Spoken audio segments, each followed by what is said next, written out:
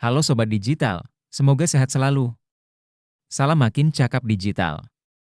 Kita akan bersama belajar mengenai 4 pilar literasi digital, serta contoh penerapan dalam keseharian.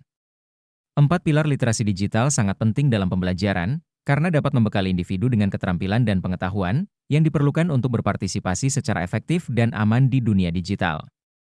Berikut adalah alasan mengapa setiap pilar ini penting. Dari sisi cakap digital, akses ke informasi dan pengetahuan. Kecakapan digital memungkinkan siswa untuk mengakses berbagai sumber daya pendidikan online, seperti e-book, kursus daring, dan perpustakaan digital yang memperkaya pengetahuan dan keterampilan. Kesempatan ekonomi. Keterampilan digital menjadi kunci untuk mendapatkan dan mempertahankan pekerjaan di banyak sektor yang bergantung pada teknologi, seperti IT dan desain grafis. Dari sisi aman digital, perlindungan data pribadi. Keamanan digital membekali siswa dengan pengetahuan tentang cara melindungi informasi pribadi dan data sensitif dari ancaman siber. Kesadaran akan ancaman siber, siswa diajarkan untuk mengenali dan menghindari berbagai ancaman siber, seperti phishing dan malware, yang dapat membahayakan mereka secara online. Dari sisi budaya digital, partisipasi sosial dan kewarganegaraan, memahami budaya digital membantu siswa untuk berpartisipasi dalam diskusi publik, memahami isu politik, dan terlibat dalam proses demokrasi melalui platform digital. Kreativitas dan inovasi, budaya digital mendorong siswa untuk membuat, mengedit, dan membagikan konten digital seperti blog, video, dan karya seni digital. Dari sisi etika digital, interaksi yang sehat dan positif, etika digital mengajarkan siswa untuk menghargai privasi, tidak menyebarkan informasi palsu, dan menjaga sopan santun dalam berinteraksi di dunia maya. Tanggung jawab sosial, dengan etika digital, siswa belajar untuk bertanggung jawab atas tindakan mereka di dunia digital, yang membantu menciptakan lingkungan online yang lebih aman dan beradab. Dengan memahami dan menerapkan keempat pilar literasi digital ini, pelajar dapat menjadi pengguna teknologi yang lebih cerdas, bertanggung jawab, dan aman. Hal ini tidak hanya meningkatkan kualitas pembelajaran, tetapi juga sebagai langkah persiapan untuk menghadapi tantangan di dunia digital yang terus berkembang. Cakap digital atau digital skills mencakup pengetahuan dasar mengenai lanskap digital, internet, dan dunia maya. Cakap digital pada mahasiswa, salah satunya diimplementasikan melalui terampil membuat paparan atau presentasi perkuliahan. Membuat presentasi yang menarik dan profesional kini semakin mudah dengan Canva. Berikut adalah langkah-langkah untuk membuat media presentasi menggunakan Canva.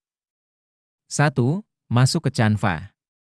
Buka situs web Canva di canva.com atau unduh aplikasinya melalui Play Store atau App Store. Masuk menggunakan akun Google, Facebook, Apple ID, atau email Anda. 2.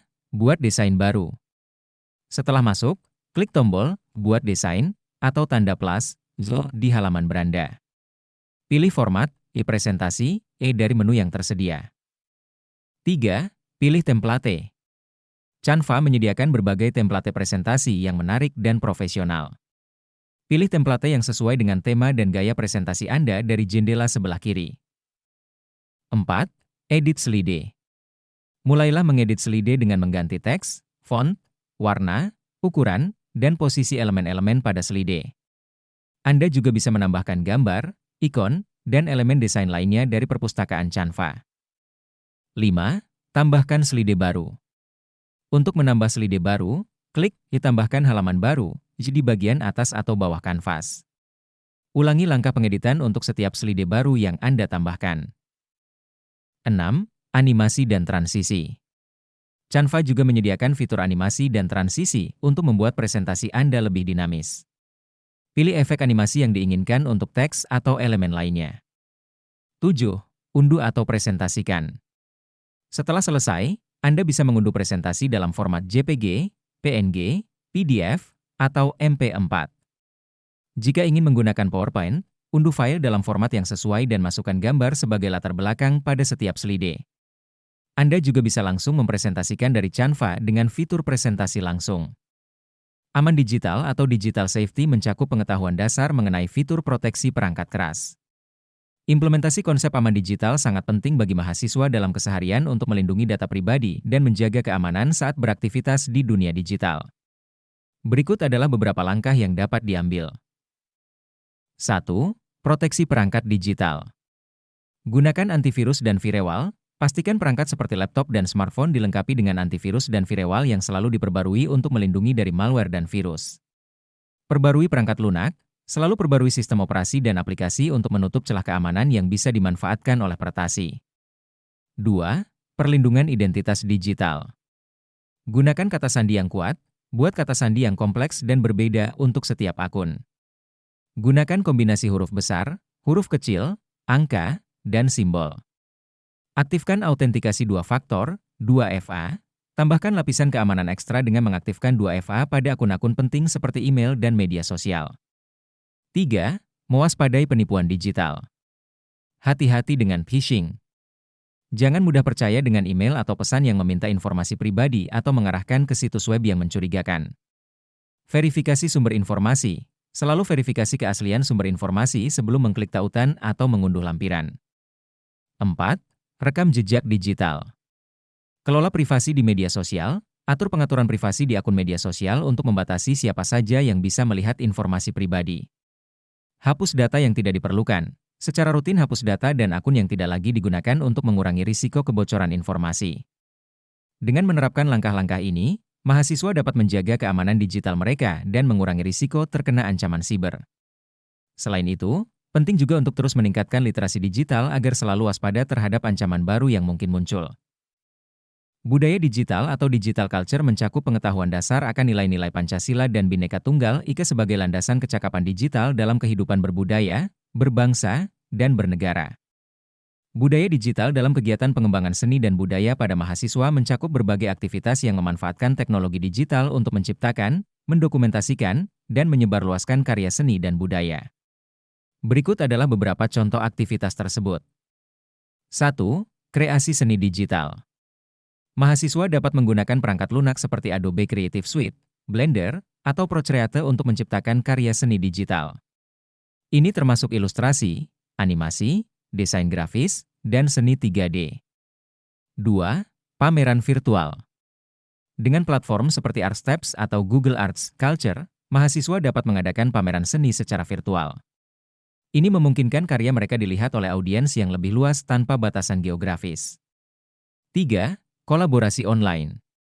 Teknologi digital memungkinkan kolaborasi lintas disiplin dan lokasi. Mahasiswa dapat bekerja sama dalam proyek seni dengan rekan dari berbagai universitas atau negara melalui alat kolaborasi seperti Slack, Trello, atau Miro. 4. Pengarsipan dan dokumentasi digital. Karya seni dan budaya dapat didokumentasikan dan diarsipkan secara digital menggunakan platform seperti Omeka atau Tropi. Ini membantu dalam pelestarian dan aksesibilitas karya untuk generasi mendatang. 5. Media sosial dan promosi. Mahasiswa dapat memanfaatkan media sosial seperti Instagram, TikTok, dan YouTube untuk mempromosikan karya seni, berinteraksi dengan audiens, dan membangun komunitas penggemar. 6. Pembelajaran dan workshop online. Platform seperti Coursera, Udemy, atau Masterclass menawarkan kursus dan workshop seni yang dapat diikuti mahasiswa untuk meningkatkan keterampilan. Ini juga mencakup webinar dan sesi live streaming dengan seniman terkenal. 7. Penggunaan teknologi interaktif. Teknologi seperti augmented reality, AR, dan virtual reality, VR, dapat digunakan untuk menciptakan pengalaman seni yang interaktif dan imersif. Mahasiswa dapat mengembangkan instalasi seni yang memanfaatkan teknologi ini untuk memberikan pengalaman yang unik kepada audiens. Dengan mengintegrasikan teknologi digital dalam pengembangan seni dan budaya, mahasiswa tidak hanya dapat memperluas keterampilan mereka tetapi juga berkontribusi pada pelestarian dan inovasi budaya di era digital. Apakah ada aspek tertentu dari budaya digital dalam seni dan budaya yang ingin Anda eksplorasi lebih lanjut? Etika digital, digital ethics, mencakup etika berinternet, netiquette. Etika digital dalam pelaksanaan tugas mahasiswa mencakup berbagai prinsip dan nilai yang mengatur penggunaan teknologi digital secara bertanggung jawab dan etis. Berikut adalah beberapa aspek penting dari etika digital yang perlu diperhatikan oleh mahasiswa. 1. Privasi dan keamanan. Mahasiswa harus menjaga privasi data pribadi dan menghormati privasi orang lain.